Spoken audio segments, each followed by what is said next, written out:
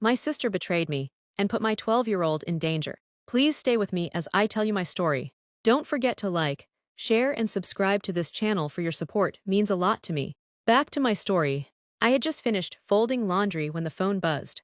It was Titi, my younger sister. Her voice was dripping with fake sweetness, the kind she used when she was about to cross a line. Hey sis, don't worry, I've got her. She's with me. My stomach tightened. My 12-year-old daughter had been sulking all afternoon because I told her she couldn't go to that so-called ball, a birthday party thrown by a 15-year-old boy. I'd said no, a firm no, and yet, somehow, she wasn't in her room anymore. I pressed the phone harder to my ear. What do you mean, she's with you? Titi laughed lightly, as if I was overreacting. Relax, she just needed some fun. You're too strict, she'll suffocate. My heart pounded. I knew my sister. She was the kind who blurred lines, who thought rebellion was freedom. She had always worn her own chaos like a badge of honor. And now she was using my child as her little protege. She's 12, Titi, 12, and you lied to me. Silence stretched on the line before she said it, the words that would haunt me.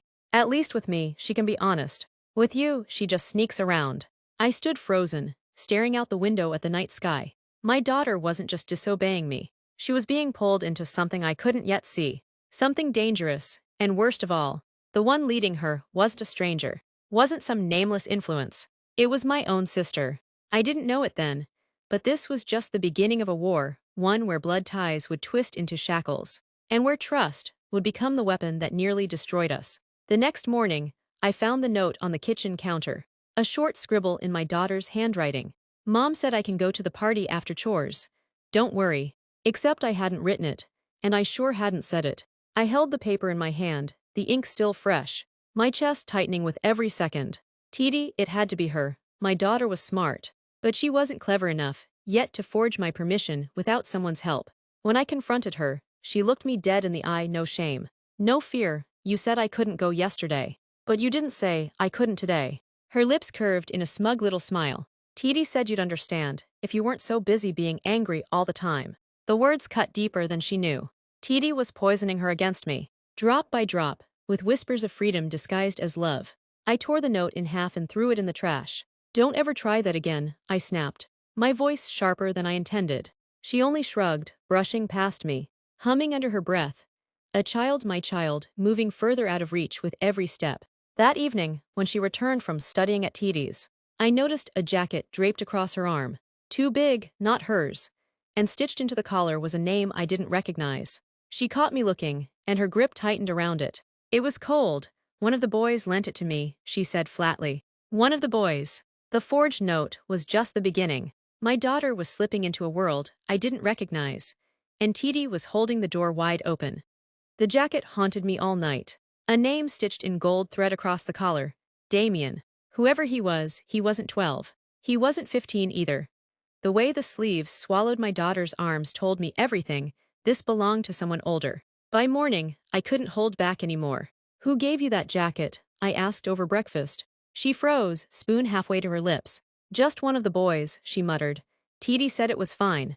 I leaned in. Fine, he's not your age. Her cheeks flushed. She slammed the spoon down. At least Titi doesn't make everything creepy. You don't trust me, you don't trust anyone, you're just scared. The words hit like a slap. My 12-year-old, looking at me like I was the enemy. Later that day, I checked Facebook. My heart nearly stopped. The pictures were there, my daughter with her so-called boyfriend, surrounded not just by kids, but by older teens, nearly grown men, posing with drinks in their hands. And in the corner of one photo, barely visible, was Damien, staring straight at the camera, staring straight through me. Something in his eyes chilled me. Too old, too knowing. I called Titi, my voice shaking. What were you thinking? There were older boys there. Men, Titi. Her laugh was careless, almost mocking. Relax, sis, it was just a jacket. You're making drama where there isn't any. You're so uptight you can't even see when someone's being respectful. Respectful, that word twisted in my gut. Respectful boys didn't give jackets to 12-year-olds. Respectful aunts didn't lie to their sisters. And yet, here I was, watching my daughter vanish into a world where I no longer had the final say. That night, as I scrolled through Facebook again, a notification popped up. New friend request. The profile picture was a shadowed face, almost unrecognizable, but the name made my stomach twist, Damien R. I clicked the profile. His page was nearly empty. Just a handful of cryptic posts and one photo, the same one from the party, where he stood in the corner, eyes sharp watching everything, watching her. My finger hovered over decline. But before I could press it, I noticed something worse. He had already sent requests to people on my daughter's friend list. No, he wasn't just lurking in photos. He was reaching into her world, one click at a time. The next day, I confronted her. Do you know someone named Damien? Her eyes flickered, just for a second. But I saw it, she knew the name. No, she lied quickly, her face turning red. I grabbed her phone, but she yanked it back before I could unlock it. You don't trust me, she shouted. TD says you're paranoid. You just want to keep me locked up forever. Paranoid, that was TD's word, not hers. My own sister's voice had replaced mine in my daughter's head. That night, I barely slept. Every creak of the house made me imagine Damien at the window. Every ping from her phone felt like a countdown, ticking closer to something I couldn't stop. When I finally closed my eyes, one thought refused to leave me. If my daughter wouldn't tell me the truth, then maybe TD already had. And I was about to find out just how far my sister's betrayal had gone. Dinner was quiet, too quiet. My daughter pushed her food around her plate, her phone buzzing against her thigh. I finally snapped. Give me the phone. Her eyes widened, then narrowed, hardening into something I didn't recognize. No. I stood, hand outstretched. Now. She shoved her chair back, rising to face me. Why should I? You don't get it. TD understands me, not you. The words cracked through the room like lightning. My chest tightened, but she wasn't done. You think locking me down makes me safe. You're wrong, you just want to control me because you're jealous. TD says you don't remember what it's like to be young. My knees almost buckled. Jealous. Of my own child. No, those were TD's whispers, planted deep, poisoning her. You're 12, I said, voice trembling. You don't see the danger. I see everything, and I see that TD lets me live. You just want me miserable. Her face was red, her small fists clenched. For the first time, she wasn't my little girl standing in front of me, she was a stranger, glaring at me with a hatred that wasn't hers. Later that night, I stood outside her room, listening to the faint sound of her giggling into the phone. A secret laugh, the kind she hadn't shared with me in months. I pressed my forehead against the door, tears burning my eyes. My daughter was slipping further, and TD's grip was tightening. But when I finally heard her whisper a name, Damien, I felt the blood drain from my body. It wasn't just TD anymore. There was someone else in the shadows, pulling her even further away. I drove to TD's the next day. She opened the door with her usual smirk, cigarette dangling between her fingers. What now, big sister? Here to lecture me again? I stepped inside, ignoring her tone. My daughter sat on the couch, scrolling her phone, makeup smeared around her eyes, makeup I never bought. Go wait in the car, I told her. She glanced at TD, hesitant. Before obeying, my stomach turned. She hadn't looked at me for approval. She'd looked at her. When the door shut, TD crossed her arms. You really don't get it, do you? She's not a baby anymore. You keep her on a leash. And she'll only bite harder to get free. She's 12, I hissed. And you're feeding her lies. TD's eyes glinted. Lies, no. Sis, I'm giving her what you never did, freedom. Honesty, a chance to trust someone without being judged. She leaned in close, voice low. Do you even know what she tells me about you?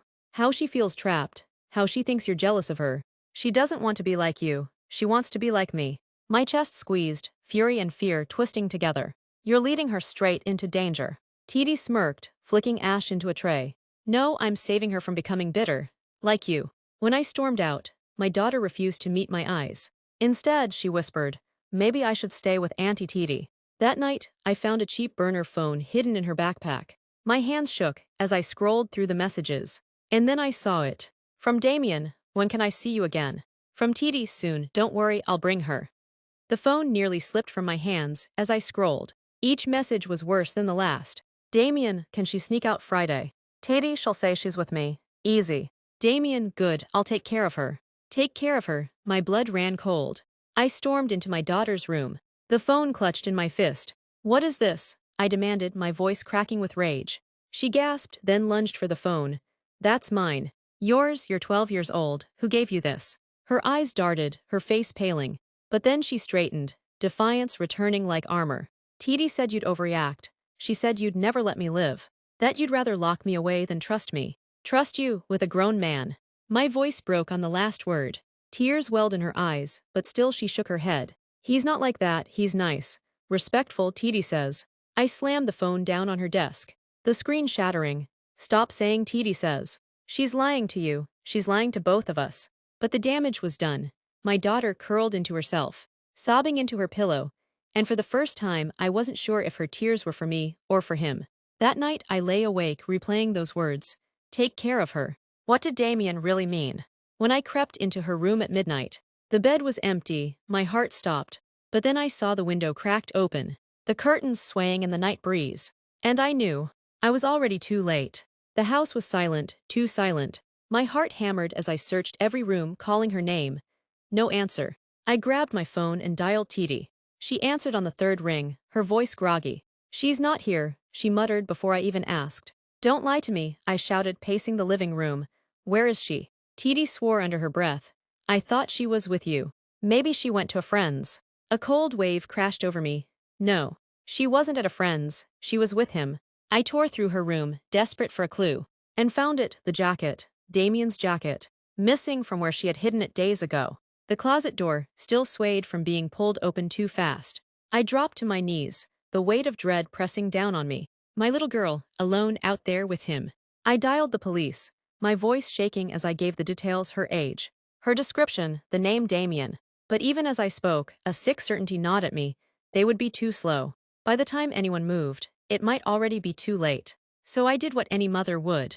I drove with headlights cutting through the dark, hands trembling on the wheel, searching every corner, every street. Then my phone buzzed.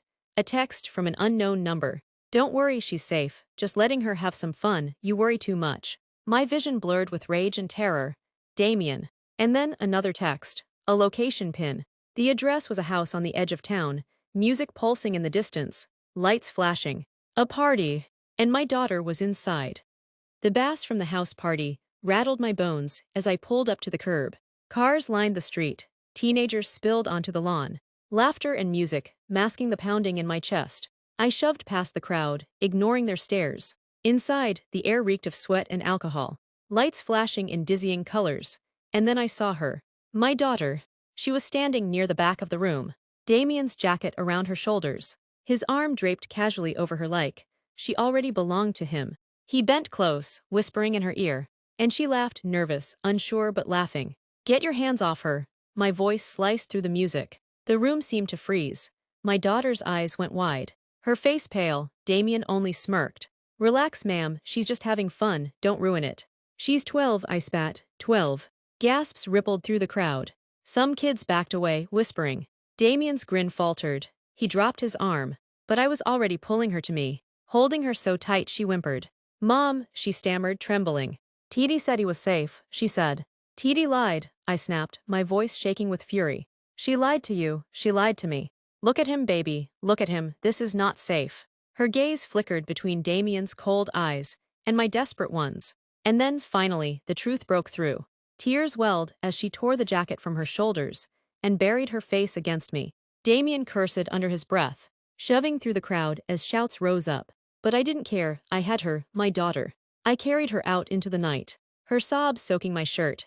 And in that moment, one thing was clear. The real danger hadn't been Damien. It had been Titi, all along. The night after the party, Titi showed up at my door. No smirk this time. Her mascara was smeared, her hands shaking as she lit a cigarette on the porch. Don't start, she muttered, voice raw. I already know. I stepped outside, closing the door behind me. You nearly handed my daughter to a predator. My voice trembled, a mix of rage and grief. And you call yourself her favorite, her safe place. Titi's eyes glistened. For once, there was no sarcasm, no defiance. Just a broken woman. I wasn't thinking about him. She whispered, I was thinking about me. When I was her age, nobody let me breathe. Nobody trusted me. I thought if I gave her what I never had, she'd love me for it. You gave her lies, I snapped. You made her believe I was her enemy. You almost destroyed her. She dragged on her cigarette, hands trembling. I just wanted her to feel free. I didn't realize, I didn't see the danger. I stared at her, 1,000 memories flashing us as little girls, whispering secrets under the covers, promising we'd always protect each other. But those promises were gone now, buried under the weight of what she'd done. I can forgive mistakes, Titi, I said quietly, but not betrayal. Not when it's my child's life on the line. Her tears finally spilled, but I turned away. Inside, my daughter sat curled on the couch, eyes swollen from crying, When I held her, she clung to me with a desperation that cut straight to my soul. We would heal slowly, carefully, together. But one truth was carved deep that night: blood doesn't always make family safe. And sometimes, the most dangerous lies are the ones whispered by those we trust most. What would you have done if this happened to you? Drop it in the comment section. Don't forget to like, share, and subscribe to this channel for more stories.